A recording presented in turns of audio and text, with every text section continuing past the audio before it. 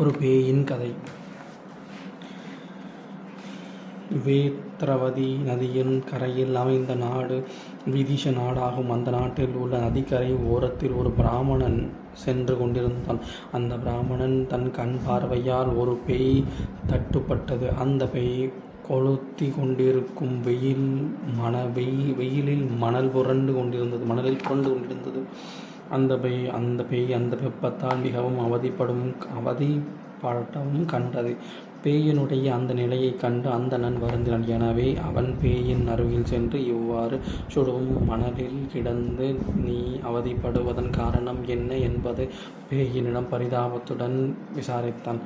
தன் மீது அனுதாபத்துடன் அந்தணன் வந்து விசாரிப்பதைக் கண்ட பேய் தன் முற்பிறவி பற்றிய கதை கூறத் தொடங்கியது. இந்த பேய் ஷிலாபத்ரன் என்றும் பெயரில் முன்பு வாழ்ந்தது.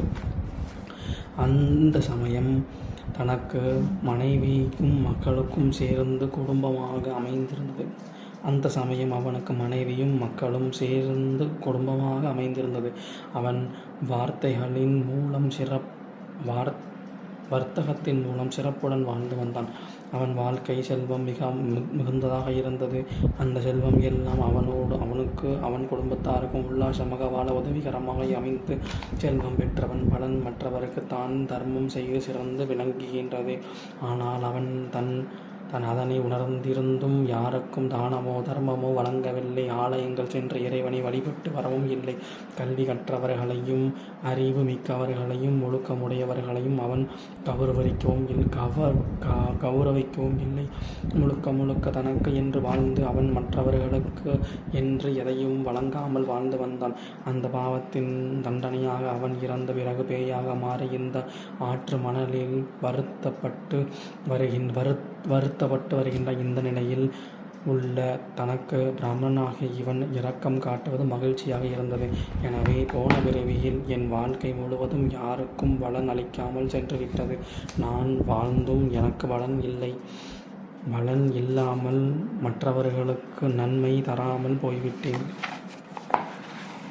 எனவே என்னுடைய இந்த பாவத்தை பலனாக ஆற்றின் மணலில் கிடத்தப்பட்டு நரக வேதனையில் அனுபவித்து வருகின்றேன். எனக்கு இந்த பிராமணர் ஏதாவது ஒரு வழியில் உதவ வேண்டும் என்று பேய் கேட்டது.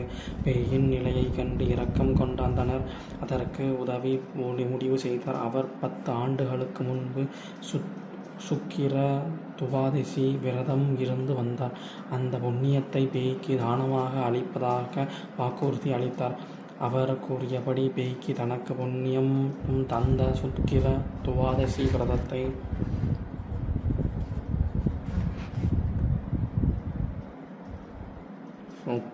வெள்ளிக்கிழமை துவாதசி விரதம்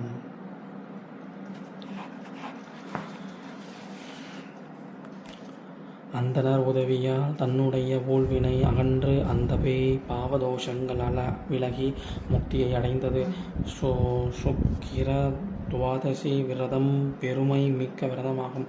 இந்த புண்ணியத்தை தானமாக பெற்றால் அந்த பேய்க்கு முக்தி கிடைத்தது.